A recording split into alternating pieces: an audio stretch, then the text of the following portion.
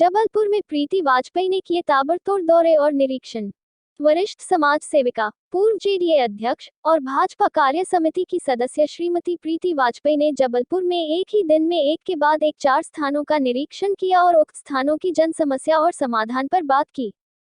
प्रीति वाजपेयी ने तिलवारा स्थित नगर निगम गौशाला, रानीताल स्थित बाबूराव परांजपे की प्रतिमा, सरदार वल्लभ भाई पटेल चौक मांडोमताल के साथ साथ ग्रीन सिटी स्थित सड़क का भी दौरा किया और उक्त स्थानों की समस्या जानकर उनकी बात जिम्मेदार अधिकारियों तक पहुंचाने और कार्यवाही करने की बात कही। जबलपुर से सिटी रिपोर्टर गणेश लहेंगरे की रिपोर्ट। जाएगा तो अपन फिर इनको पूरा खोल देते हैं, ये सब जाके अपने अपने साइड में फिर दिन भर खाती पीती रहती है। फिर 2 बजे 2:30 बजे इनको फिर निकालते हैं अपन, तो सफाई होने लगती 2 घंटे के लिए फिर यहाँ रहते हैं। पानी की व्यवस्था है वही बनवाई और 2 घंटे यहाँ रहेंगे। अभी भूसा वूसा डाल जाएगा वगैरह है, किस तरह से व्यवस्था है पानी की? पानी पर्याप्त है क्योंकि 5-5 हज़ार लीटर वाली 6 टंकी भरी है, वो सब में नल कनेक्शन, पानी की कोई कमी नहीं है।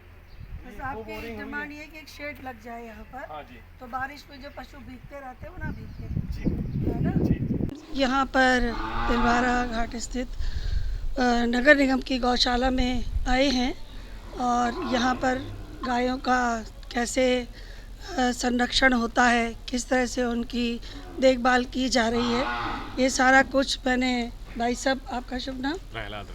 प्रहलाद रैकवार जी से यहाँ जानकारी ली। अच्छी व्यवस्थाएं हैं और दवाइयों की भी समुचित व्यवस्था है, सभी और सारी चीज़ों की अच्छी व्यवस्थाएं हैं, लेकिन इनका कहना है कि यहाँ पर और अच्छी व्यवस्थाएं की जा सकती है, उसकी संभावना बहुत अधिक है। जैसे कि यहाँ पर एक गोबर गैस का प्लांट लग जाए, जो गोबर गायों का होता है पूरा वेस्ट जा रहा है, या तो वो नगर निगम के उद्यानों में जाता है तो फिर भी उसके बावजूद भी काफ़ी कुछ बच जाता है। और अगर गोबर गैस प्लांट लग जाता है तो कईयों को रोज़गार मिलेगा, गांव के लोगों को उससे लाभ मिलेगा, आसपास के क्षेत्र को लाभ मिलेगा। तीसरी चीज़ ये है कि यहाँ पर जो कई मैदान एकदम खाली पड़े हुए हैं जिसमें कि बारिश में पशु भीगते हैं। अब स्थान जो शेड वाले हैं वो थोड़े से सीमित हो गए हैं और पशुओं की संख्या ज़्यादा हो गई है। जो लोग अपनी गायों को छोड़ देते हैं वो सारी गायें यहाँ पर आती हैं, तो स्वाभाविक है कि यहाँ पर गायों की संख्या अधिक हो गई है।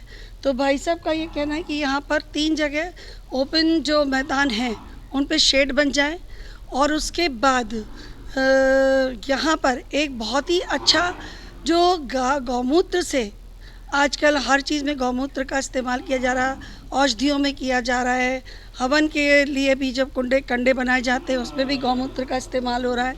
तो उसके लिए भी एक हमको यहाँ पर प्रयोगशाला के साथ साथ यहाँ पर एक ऐसा कुछ बनाना चाहिए जिससे कि वो गौमूत्र जो वेस्ट हो रहा है अभी उसका पूरा उपयोग हो सके।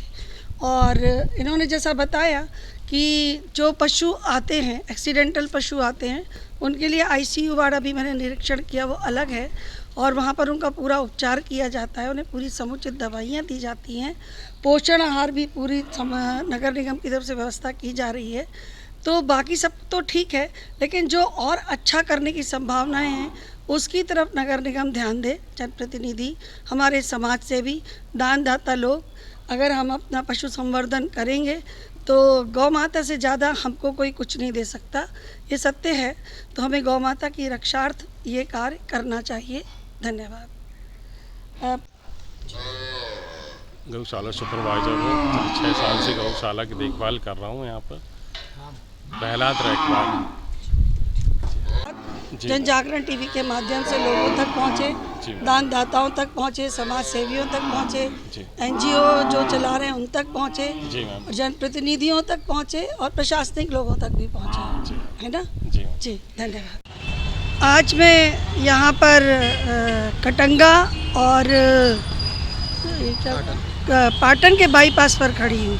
ये चौराहा जो पूर्व में स्वाति सदानंद गोडबोले की ओर से इस चौराहे का नाम सरदार वल्लभ भाई पटेल चौराहे के नाम से उपकृत किया गया था और यहाँ पर उनकी प्रतिमा लगाने की बात भी की गई थी।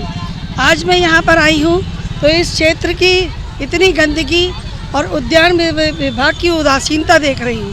पूरा जो परिसर बनाया गया है उसका कोई रखरखाव नहीं है और उनकी मूर्ति का अभी तक कहीं कोई अता पता भी नहीं है।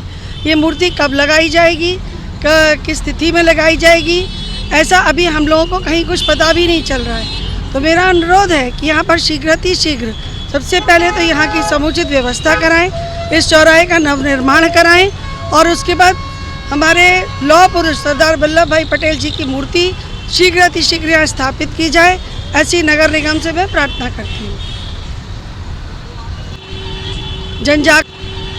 जनजागरण के माध्यम से मैं चाहती हूँ कि इस चौराहे का पुनरुद्धार हो, फिर से इसको नवनिर्माण किया जाए। उद्यान विभाग यहाँ पर पूरी उद्यान की व्यवस्था करे और मूर्ति शीघ्र स्थापित की जाए। हम जनजागरण की इस मुहिम का आभार व्यक्त करते हैं कि जहाँ भी जो मुद्दा है वो मुझे बताया जाता है और मैं उस स्थान पर पहुंचकर सभी जिम्मेदार व्यक्तियों से अनुरोध कर रही हूँ कि ये कार्य शीघ्र से आवागमन की बहुत दिक्कत होती है। सड़क पूरी कच्ची होने के कारण आगे से लोगों को, राहगीरों को निकलने की बहुत तकलीफ झेलना पड़ रहा है। इसलिए हमारा सरकार से अनुरोध है कि ये सड़क जल्दी से जल्दी निर्माण करवाएं, इससे आवागमन की सुविधा सबको प्राप्त होगी। अतिक्रमण जो आगे हो रहा है उसको हटा दिया जाए। पूनम शर्मा। आज हम खड़े हैं रानीताल चौक पर, जहाँ पर कि ये निर्माण कार्य चल रहा है पुल का। यहाँ पर हमारे संघ और भाजपा के जनसंघ के समय से संस्थापक सदस्य श्री बाबूराव परांजपे जी की मूर्ति लगी हुई है। इस मूर्ति की दुर्दशा को देखकर मेरी तो आंखें भर आई।